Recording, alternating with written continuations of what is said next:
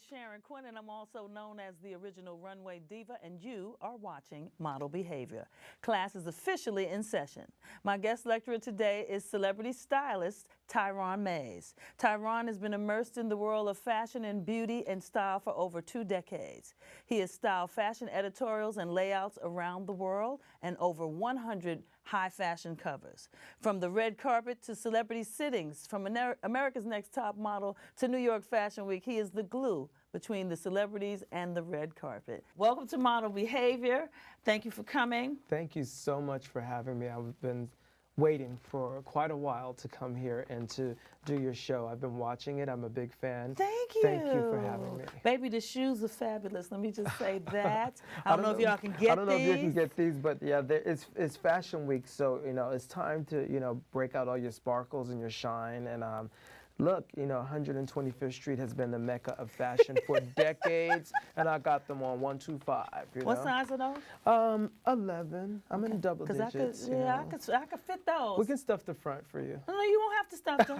Yeah, I got those. I got those. Okay, no problem. So problem. with all of my guests, I want to take it to the beginning because you've worked with some of everybody and been on some of everything. Mm-hmm. So let's go to the beginning when you were just a youngin'. What did you know then that this was what you wanted to do? I had a feeling that I was always a natural born artist. So I wanted to be a comic book artist at one point, and then we were always in school. We're big academic people. So my mother's a professor, my father's a doctor of nutrition and health. So I came from a very kind of academic background. So while I was in school, in college, studying for law and political science. You studied law? Yeah, I have my degree too. But I was doing double time. So I never hung out in the streets. I wasn't too much hanging with friends. I was always on a set trying to figure out how I can take this idea, this hobby, which was this love of fashion, beauty and style, and turn that into a career, And I think I hit at the right time, okay? Now, if I can roll it back, where did I get my inspiration? Growing up in the black church, we had these incredibly well-dressed women and men. Yes. It's all about the right handbag, the right shoes, the right hat, the right, So I think that my sense of style came from there. Now that I'm starting to look back at my career. And you grew up in New York? And I grew up in New York. I was born and raised. So that made my transition into going into fashion very easy. I didn't have to travel. I didn't have to fly to this city in order to get my career started off. So literally, I put in a token. Now I'm starting to date myself. I put a token in the slot and went down, and I was right downtown in the middle of the best studios in the world. So that's how it kind of really started. And did you start off as a stylist? I was always a stylist.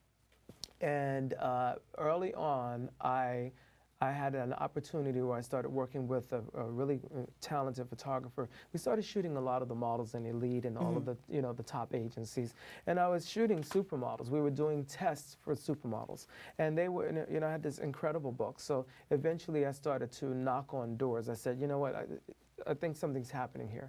So I went to Amica magazine and I selected them because they are a big magazine. It was an Italian publication, but they had an office at Rizzoli on 57th Street. And they would come, it's the size of W magazine, so it's a large format magazine.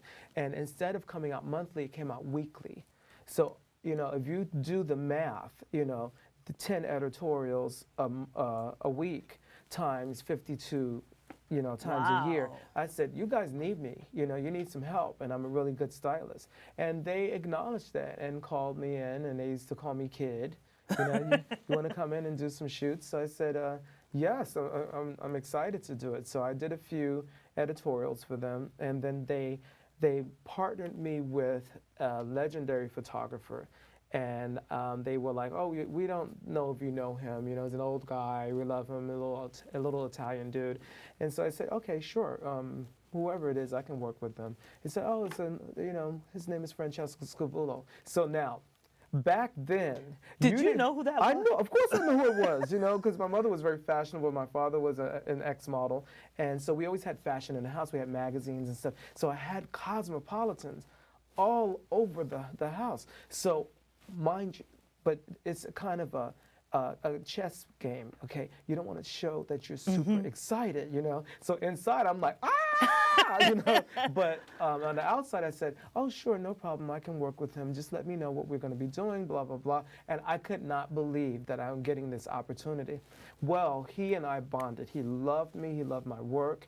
And he invited me to be part of his studio. So he said, look, Tyron, we have work for you, so please come down. And I literally was like, oh, this guy's playing, you know? Because, you know, back then, you would do a one-off. You'd go and shoot with this person, you shoot with that person, you shoot with, and you rarely would see them again. But this man had worked in a different manner because he liked the team aspect. He liked building a team. And I was working with Sean Burns, who was his lead wardrobe stylist and did all of the incredible styling for Cosmo. And they would have me come in and put me up front and style covers and layouts. And then one day he said, take out your pad and pen. We have a big job for you.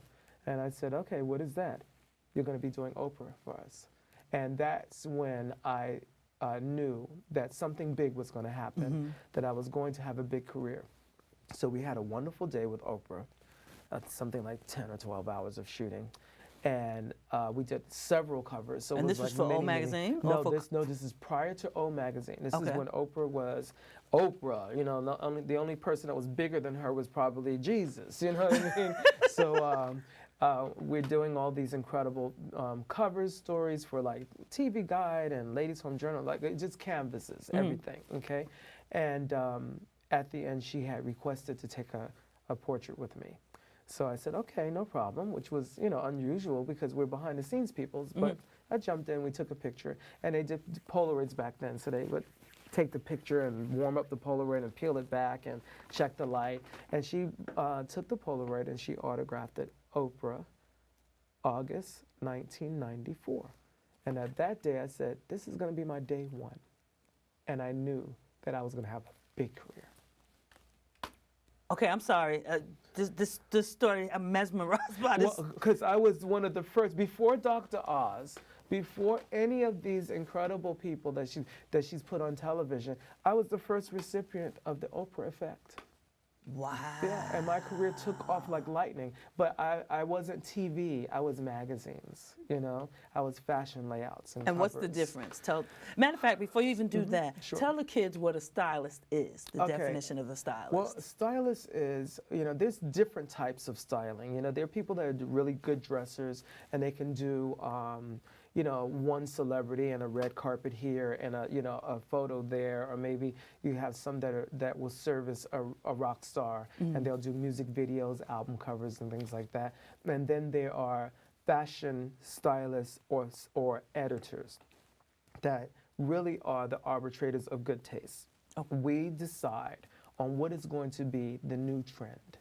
We are the ones that are setting up the magazines, we're doing the layouts, and we're hand-picking designers and clothing and putting it together under the umbrella that we call a fashion editorial, which is a fashion layout or a story. So when you're turning your magazine, you'll see this girl and this journey that we take her on in order to, one, entertain you and also stimulate and inspire you on how to shop for the next season. So the best of us are the ones that we are the original influencers. Before there was a blogger that sits in their living room with the ring light and says, oh my God, I know about fashion. You know, we were the ones that were sitting at our desk saying, we need to see this collection, send this in, you know, let's put this person with that person, let's create a wow moment and bring in someone who is completely, you know, a new designer, you know, and try to create the new look. We're always trying to make the new look for the next season. And if you're really good at it, you will discover that you will start creating trends and breaking some old rules. Like last season, I was so excited because we were trying to change some of these rigid rules that don't apply anymore. So now we are wearing white ankle boots after Labor Day. Come on, church. And all of the editors, we all sat at the front row of Fashion Week and crossed our legs and wore our white ankle boots and white shoes in September. And it was a huge, huge moment. You know? Okay, so do people really follow that stuff to the, because for me, my style is my call. I don't really care what anybody else says. If I want to wear my white go-go boots in December, I'm going to just do it. And be fine with it. But we're fashion people. We're nonconformists. We break rules all the time. But for the lay person, they really do need kind of like direction on what to do and what not to do, how to present yourself per season, you know. And some of these old rules from Mr. Blackwell and all these, you know, people that have since passed, they were great at what they did at that time, but they don't apply anymore. So it's people like myself who are changing the game. I know, come on and now. we are creating the new rules in fashion. So tell me some of the new rules. Well, in my generation, we paired colors like navy and chocolate. Or you can now wear black with navy. You know, that used to be a big no-no. And then, of course, white after Labor Day. Pink you know? and red. Yeah, pink and red. And I will put that tertiary together. colors. Yeah. See, but you as a model, you're already ahead of the game. You already your mind is already open. You've done hundreds of editorials. And so some of this stuff that is kind of looked upon as being art, we're like concept cars. You know, when you go to the auto show and you see that car that looks like it's going to levitate down the street, and you're like, no one will ever drive this car. Well, that car eventually gets filtered down and becomes the new hybrid cars that we're driving today. Even that little mini, tiny electric car that at one point was a concept car. So and it fashion, got laughed at. Yeah, and it got laughed at. Now people are like, oh, you know what, I'm saving a lot of money and it looks cute. But fashion is the same way, where sometimes we wear the craziest stuff. We see designers make this crazy concept-driven pieces that the average person would never wear down the street. But then it eventually gets filtered and changed and becomes part of the new way of dressing. So look at what Madonna did for fashion, where underwear is now outerwear. You know what I mean? That's a trend I wish would go back. Yeah, corsetry. Well, it's still there. We still got it. No, I mean, I wish we would go back to where it was hidden. When it was hidden. Well, you know, it's. I could do the bustiers and stuff like that's what that. I'm talking That about. doesn't bother because me. now bustiers, back then it wasn't even, you couldn't even wear it. But today you can do a great bustier from Agent Provocateur and a great tuxedo blazer with some skinny pants, and you know, and you look really. But the really trend of chic. the wearing pajamas and slippers. Well, in that's the a street, whole nother thing. I'm just like, okay, I That's wasn't a whole raised other like thing. that. We don't come out like exactly. that. You don't show up to the red carpet wearing your Dolce & Gabbana No. pajamas, right?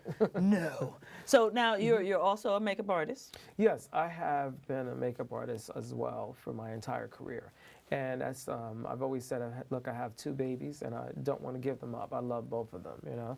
And it was a skill that I was good at because I was an illustrator. Right. You know. Right. So once I learned that you can take the face, you know, the 3-dimensional face and transform it into a 2-dimension through little tricks like now, okay, I know we're in school now, so I'm going to use some terminology, okay, like trompe-l'oeil, okay, where you're playing with shadows and highlights. Okay. And this is what we do when we create contouring the nose and make the nose look smaller, cheeks look smaller, shifting the face so it's more sculpted. So I really enjoyed that aspect of the transformation of the face. So I didn't give it up. And now I have this dual career that now people are trying to do that. They're trying to do multiple things now. Because it's like in the acting world, you know, you were an actor or you were a singer or you were a dancer. Now you got to J-Lo it out and be all of the above. Triple threat. Yeah, and have a fashion line and a makeup line and all of that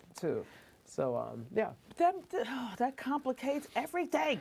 Well, you know what? You're trying to get more bang for your buck, and you know, while you're hitting, you know, you want to cast a wide net because you never know what's going to actually be the thing that's going to be your thing. You know what I mean? So look at, I'll pick on Jennifer Lopez because she's a perfect example. You know, she was an actress, you know, straight across the board until she did with Selena, the movie. Yeah. And then it got that taste of being a rock star, and people accepted that.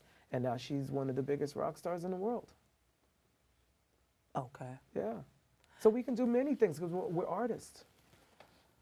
Okay. Yeah. I agree with that. Yeah. Now, you've worked with some of the biggest names in the business. Yes, yes. And I'm sitting here and I'm talking to you, and you real chill, real humble, real Thank you. easy. Thank you. How do you work with some of the biggest names in the business and stay this way? Because I am, although they've given me this title as being a celebrity stylist that we'll talk about later, because not all of y'all are celebrity stylists, but that's another thing. I just always felt like I'm the same guy, I'm the same Tyron. I just got a really cool job, you know? It's what I do, it's a job, and my job is to provide a service to these supermodels, rock stars, television personalities. I'm good at what I do because I know what I'm doing and where my place is. They are the star, and I am providing a service for that star. And hopefully I get a lot of money behind it too. But there's times when I can step up and I can be the star. I can be the center of attention, you know? But most of the time, for what I do, my service is to that person. So I'm creating looks, I'm creating a fashion point of view, and I'm creating a moment for that person so they can shine.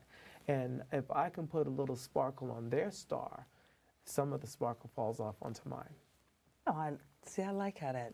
I like that. You know, I'm a writer. And So, you, you know, are you really? I'm a writer, yes. I'm working on my book right now, but we're going to do that at the end. Okay. We'll talk about that at Oh, the wait, end, right? okay. Because, you know, that's usually what I'm trying to encourage people to do is Exactly. write their books. Yeah, yeah. But, I done lost my train of thought. I'm sorry. So, we were talking, you said that wonderful quote. Okay, let's talk about who are some of the people I worked with. Yes. Since we're on this train of Okay, thought, we can stay on this you track. know, yeah. So I'm just really lucky. Of course, you know about the Oprah story I told you about. Tyra Banks has been one of the biggest personalities that have come into my life. You know, we've been working together since around '94. And you still work with her now? On and off, continuously since '94. So it was always either covers or some special project. She would call me in on stuff. And then it was in 2010, 12, we started to get back into each other's worlds again. Okay. And it didn't work out without scheduling in 2010. And in 2012, I said, wait a second, we're approaching the 10th anniversary of America's Next Top Model.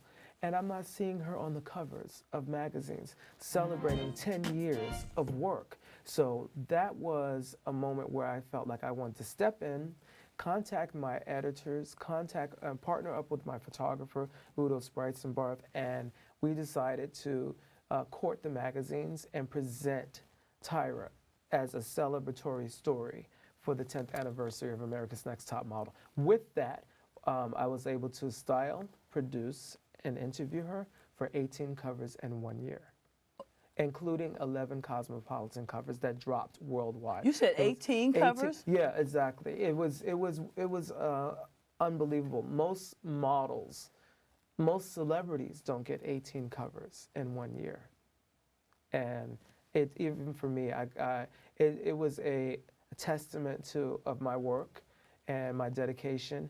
And also, let's give her some credit. She's still hot. Yeah. You know, the show is hot. She's still hot. And I had chats with the magazines, some of the editors, and said, let's do this because she's still hot. We're gonna readdress her as a celebrity that should be celebrated for a decade of being on one of the greatest television shows in the world. 186 countries, hundreds of millions of people watch the show. It should be celebrated, and we were able to celebrate it worldwide. Okay, you just said something that made me really want to ask it might be a stupid question, but no question. You said that you said it several times. You kept saying that she's still hot. Yeah. She's still hot. Yeah. When is someone not hot? What makes someone not hot anymore? When they're not relevant anymore. You know, there's a point when they're not relevant. Well, but it's reality. You know, it is our job as entertainers and fashion personalities and supermodels, actors and singers to remain relevant. I call myself the Madonna of fashion. I've been working for 24 years, and I keep reinventing myself. I've even changed my look drastically since I had started off, and it was just something that just started to happen organically. I had a lot of fun. I started to see that, wow, I've done my second decade and I'm going into my third, because I'm in that 24-year mark as of August when I said that was my day one. So you have to really be proactive with your career and the So way you when you want it say to relevant, go. you mean current, pretty Current, much, right? Yeah, current. What these kids want to see. Okay. Because don't forget, fashion, beauty, entertainment is for the young. It's for the youth. Okay, well, damn it, what is for the old? Well, we're Why is fashion not for the old? No, with that, we went in and readdressed the other side of that statement, which was the sophistication of people who are now living longer and want to look good and feel good on the way. So we've revitalized that older generation. And with that, when I was doing my Tyra project, it was the beginnings of the comeback of the supermodel. Because, hey, beauty is a fluke. It's very rare to find 100 incredibly beautiful women in a time period. It was rare, and you can't dispose of that. So we brought them all back. There you go. So everybody's in the game, but we have to make sure that we stay focused and that we understand what our job is to do in fashion, which is not to throw people away because they're not 25 anymore. And that's what I was going to say. I mean, because at the end of the day, I think that the bottom line is, are we making money? Well, who needs to buy makeup? Children don't need to buy makeup. Women have things that they need to address with their faces in order to present themselves in the best way. They need revitalizing lotions. So we had to really rethink, as far as we collectively, the industry, who are we're targeting this our sales towards. And that's why I think that they decided to start bringing in some of the mature models like Mae Musk, who's now doing CoverGirl. Carmen de la Ferrice, who is still walking the runway. Who's going to wear a gown? 15-year-olds don't wear gowns, An 80-year-old woman still needs to wear a gown to a gala, So I'm thinking maybe that mantra, fashion is for the youth, is the thing that needs to change. Because well, it is, the two of them kind of ride side by side. It was always a youth-driven business, right. But along the way, we have readdressed everything about fashion. We have expanded the definition of beauty, if I can borrow a mantra from Tyra. So now there's many different types of beauties that are being celebrated, not just white, Caucasian, blonde, and blue-eyed. We've got some Inuit girls on the runway, some African, some Dinka girls. We've got some amazing Black American women who are the first ones that broke through the barriers, and paved the way for every other type of model that has, graced the covers and walked the runways, and even celebrities. And we're starting to see more Asian influences, like with this new movie, Crazy Asians, #1 film. The times are changing, and that we have to stay youthful in our way of thinking as we continue to do what we're doing. Do you think that fashion is more inclusive? It's becoming more inclusive, but it's an exclusive industry. It's always been about exclusivity. It can't be special. Everybody is well, not on everybody. That. Exactly. So they create this exclusivity, and then they let people in. You get invited. I always say I get invited every day to make money. There can be a time when they just don't invite you anymore. It's just the way it works. It's the mechanics of the industry. But I think that it has become a lot more inclusive, especially in my generation from the 90s, because we really broke through another big barrier by getting the women and men of color on that runway, getting them back on those covers, and changing the profile of what we consider to be beautiful. Is Plus beautiful yet? That's another thing. Because yes. Have you seen the integration of the Plus models on the runway now? Yes. Christian Siriano, I'm actually getting ready to go to his show today at 4 o'clock. And I can't wait to see the plus beauties that he selected this season. I would love for him to dress me. Yeah, just put that out there. Yeah, well, Christian. I'll tell him. I'll tell him, make a gown. Because I'll turn your runway out, baby. Exactly. So more so than we saw the plus industry started to explode just before 9/11. And then 9/11, when that happened, we lost Mode magazine, which was a huge publication. That's where I was peaking at that point. And, absolutely. And everything kind of just went to the left after that. But big now, budgets and everything died. We're seeing designers like the Blondes. We're seeing designers like Kristen Sariano that are putting a plus or two girls on their runway, which is a great balance. You know, I think there needs to be more, but that's just me, because there's more of us than there are of them. The average woman is 5'5" and size 12. There you go. So we need to be better represented. But before we run out of time, book. Yes, okay. Let's talk about that book. So I have been working on my book. Once I did Top Model, I knew that I had a great platform. I had a title. I was the first lead wardrobe stylist for America's Next Top Model, and deemed an official celebrity stylist. Because like I said, once you do that show, Tyra invited me in to do the show and to be her personal stylist, dressing her as well as doing the model challenges. 186 countries, hundreds of millions of people saw what I do and saw my face and saw your name there, and she made it official that I was a celebrity stylist. So I knew that I had not only a platform, I had a title and I had a brand that I can now run with. So I've been working on my book. I can't talk about the title yet, but it's we can talk about parts of it where I've partnered up with even my father, Dr. John Mays, who's right behind the camera there, because he says that what we do, we make people look good and feel good. So that's going to be one of the subtitles to the book. I like that. So how can they find you on social media? You know, I'm a big Instagrammer. I love Instagram. So if you want to be my friend on Instagram, it is Stylist Tyron Mays at Instagram. That's STYLIST-TYRONMAYES. Don't put the hyphen in, it doesn't carry over. All right. All right, people, we're just about out of time. I'd like to thank my guest, Tyron Mays, for sharing his industry knowledge with us today. Now, before I go, I'd like to leave you with a few thoughts. I want you to, 1, remember that you can't change the game until you first learn the game. 2, always surround yourself with positive people and positive things. 3, do what you love and love what you do. And lastly, be who you are, but be who you are tastefully. Always have a little class about yourself. Now, don't forget to like us on Facebook, follow us on Instagram, Twitter, and Pinterest, and subscribe to our YouTube channel.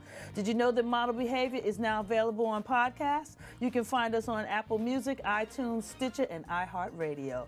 Thanks for watching Model Behavior, and I'll see you guys next week. Class is officially dismissed. Bye, y'all.